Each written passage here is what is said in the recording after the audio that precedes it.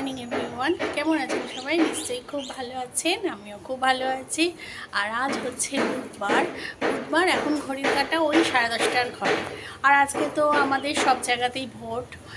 তা এখন এই যে ভোট দিয়ে আসলাম, জাস্ট আসলাম, গেছি তখন কটা বাজে বলুন তো? 9:30 হয়ে গেছেন। আমি যে এই দেশের নাগরিক দিতে গেছি তখন কটা বাজে বললাম তো? 9:30। কী কথা বলবো, 9:30টার সময় গেছি আর এই সবে আসলাম 10:30। এখনও পর্যন্ত কোনো কাজ হয়নি, না টিফিন বানানো, লাঞ্চ তো বাকি আছে, ঠাকুর ঘর হয়নি, কিচ্ছু হয়নি। এখন দিকে সব কিছু করবো। আমাদের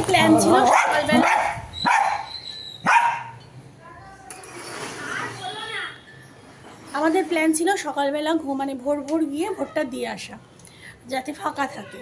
তা উঠেও ছিলাম, জানেন তো, 7টা 7:30টার সময় উঠেও ছিলাম। তারপরে উঠে লাপ্পুকে জিজ্ঞেস করলাম যে কী করবে, এখন যাবে না পরে যাবে?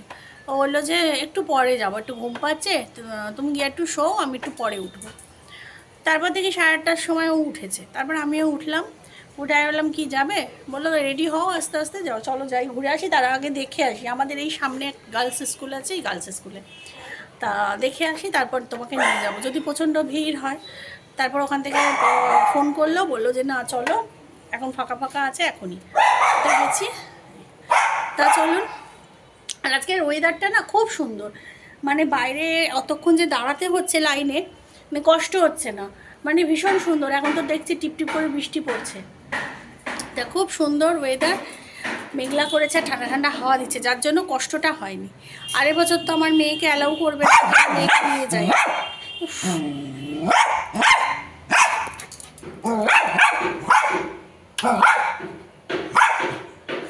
কি হয়েছে মাম্মা?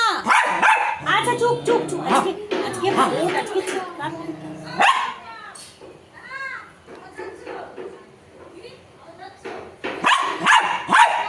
না, এখন আর কথা বলতে দেবে না। আমার মেয়ে যেটা বলছে প্রত্যেক পরে বলবো।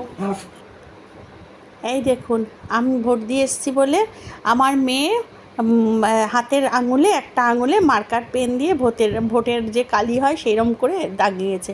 আসল কথা কি বলুন তো, তার আগে বলে নিই, এখানে আমি ব্রেকফাস্টে আজকে ফ্রেঞ্চ টোস্ট করছি, ডিম আর মানে বাংলা ভাষায় যাকে বলে ডিম পাউরুটি। তা যাই হোক, আজকে ব্রেকফাস্টে এই খাওয়া হবে। তবে আমি যদিও এটা খাই না, আমার মেয়ে আর বর খাবে।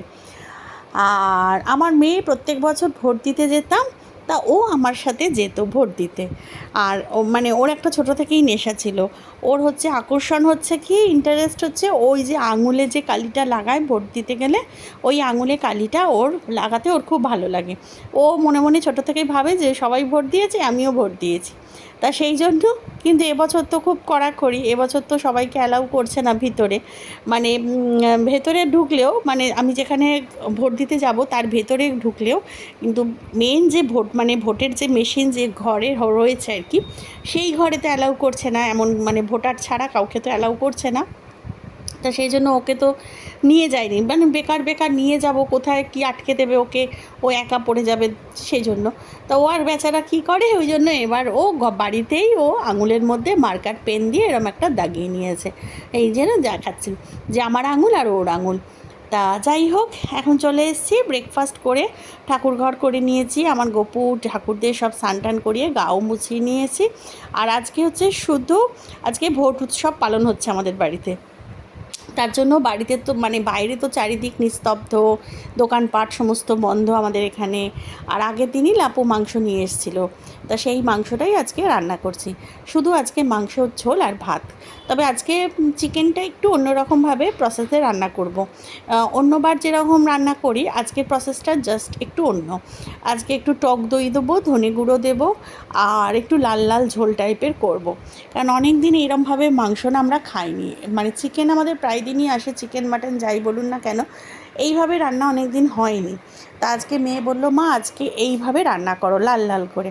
তাই বললাম তাহলে ফ্রিজে যখন টক দই রয়েছে সবই আছে, তাহলে এইভাবেই রান্না করি। আর অনেক দিন বাদে আজকের মাংসে একটু গরম মশলা গুঁড়োও দিয়েছিলাম, কারণ লাপ্পু যেহেতু গরম মশলা গুঁড়ো পছন্দ করে না, তারপর থেকে মাংসে গরম মশলাটা আমরা দিই না বলতে গেলে। কারণ দিলে মনে হয় কি মাংসের যে আসল যে স্বাদ বা গন্ধ, বিশেষ করে খাসি, মানে সেটা আমাদের কাছে মনে হয় যেন চলে যাচ্ছে, বা গরম মশলা গন্ধটাই যেন বেশি নাকে আসছে। ওই জন্য গরম মশলাটা আমরা স্কিপ করতাম।